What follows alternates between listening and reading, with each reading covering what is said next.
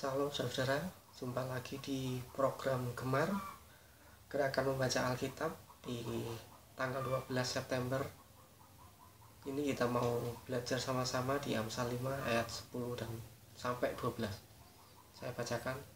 Supaya orang lain jangan mengenyangkan diri dengan kekayaanmu, dan hasil susah payahmu jangan masuk ke rumah orang yang tidak dikenal. Dan pada akhirnya engkau akan mengeluh kalau daging dan tubuhmu habis binasa. Lalu engkau akan berkata, mengapa aku benci kepada didikan dan hatiku menolak teguran. Ya saudara, di Amsal 5 ayat 10 dan sampai 12 ini kita belajar bahwa didikan dan teguran ini sangat penting. Bahkan firman ini berbicara tentang bagaimana kita akan menyesal karena membenci atau tidak suka didikan atau menolak teguran. Kenapa seperti itu saudara? Kita baca di Amsal 8 ayat 10.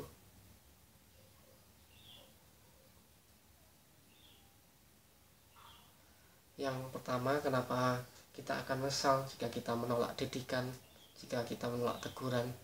Yang pertama, karena didikan dan teguran yang benar itu sangat berharga. Amsal 8 ayat 10 saya bacakan. Terimalah didikanku lebih daripada perak, dan pengetahuan lebih daripada emas pilihan. Jadi di sini jelas sekali dikatakan bahwa didikan lebih dari perak, atau bisa dikatakan didikan ini hal yang sangat berharga, lebih dari harta di dunia. Contohnya saat kita dididik untuk hidup sehat, kita ditegur untuk melakukan pola hidup sehat saudara, maka saat kita tidak mengindahkan, saat kita tidak memperdulikan didikan atau teguran untuk berhidup sehat saudara, untuk hidup dalam pola hidup sehat saudara, maka kedepannya kita akan sakit saudara. Dan saat sakit itu kita akan merasakan penyesalan bahwa ternyata kesehatan itu mahal saudara. Ternyata didikan atau teguran yang diberikan kepada kita untuk belajar hidup sehat itu sangat berharga. Yang kedua, kenapa didikan dan teguran itu sangat baik, atau kenapa kita akan menyesal jika kita tidak menerima didikan atau teguran? Yang kedua yaitu karena didikan dan teguran yang benar adalah bentuk dari kasih sayang. Kita bisa baca di Amsal 1 ayat 8. Amsal 1 ayat 8. Saya bacakannya. Hai anakku, dengarkanlah didikan ayahmu dan jangan menyia-nyiakan ajaran ibumu. Jadi saudara, yang kedua, bahwa didikan atau teguran itu adalah bentuk dari kasih sayang saudara. Jadi contohnya didikan atau teguran dari orang tua saudara. Jadi jika orang tua mengasihi anaknya, maka dia akan menegur anaknya saat dia salah. Jika orang tua itu mengasihi anaknya, maka dia akan mendidik anaknya. Kita bisa baca juga di Amsal 23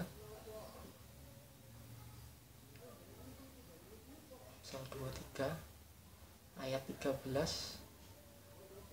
dan 14 saya bacakan. Jangan nolak didikan dari anakmu, ia tidak akan mati kalau engkau memukulnya dengan rotan.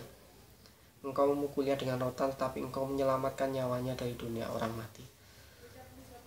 Jadi saudara, saat kita mendidik anak-anak kita, saat kita menerima didikan dari orang tua kita, mungkin kalau kita menerima didikan atau teguran mungkin sepertinya sakit saudara, sepertinya tidak enak saudara, tapi didikan itu atau teguran itu sebenarnya sangat baik buat kita. Sebenarnya didikan dan teguran dari orang tua kita itu adalah bentuk dari kasih sayang mereka kepada kita, karena melalui teguran atau didikan itu nyawa kita diselamatkan saudara.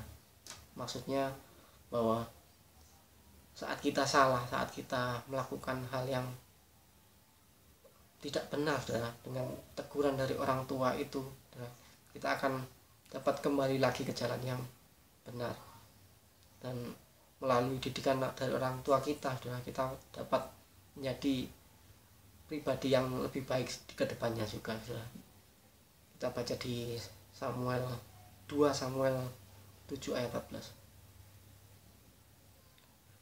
2 Samuel 7 ayat 14. Saya bacakan. Aku akan menjadi bapaknya dan ia akan menjadi anakku. Apabila ia melakukan kesalahan, maka aku akan menghukum dia dengan rotan yang dipakai orang dan dengan pukulan yang diberikan anak-anak manusia.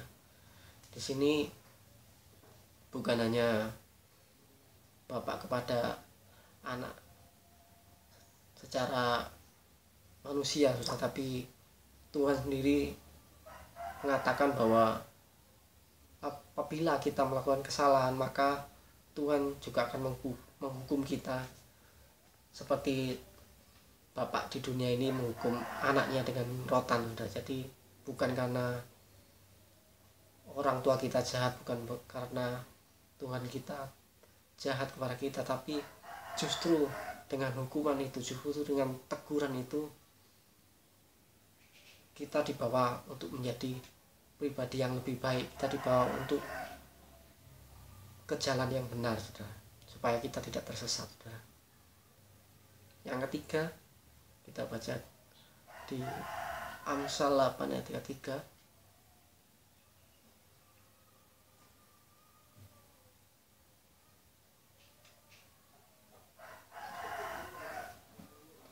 Dengarkanlah didikan, maka kamu menjadi bijak, janganlah mengabaikannya. Jadi yang ketiga, kenapa kita akan menyesal jika kita menolak didikan atau teguran, yaitu karena didikan dan teguran menjadikan kita pribadi yang bijaksana, saudara. Dan didikan ini membawa kita kepada jalan kehidupan atau tidak tersesatkan, saudara. Kita bisa baca di Amsal 10 ayat 17.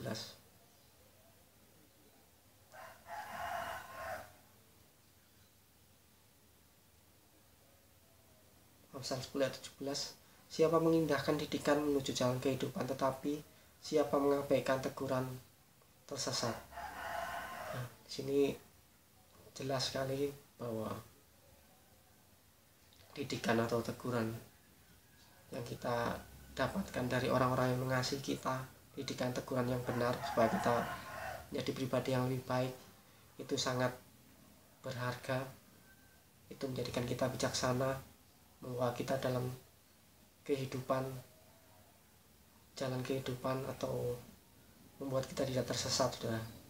Jadi saat kita jatuh, saat kita berbuat dosa, karena siapa orang yang tidak pernah jatuh dalam dosa? Siapakah orang yang tidak pernah salah jalan, saudara?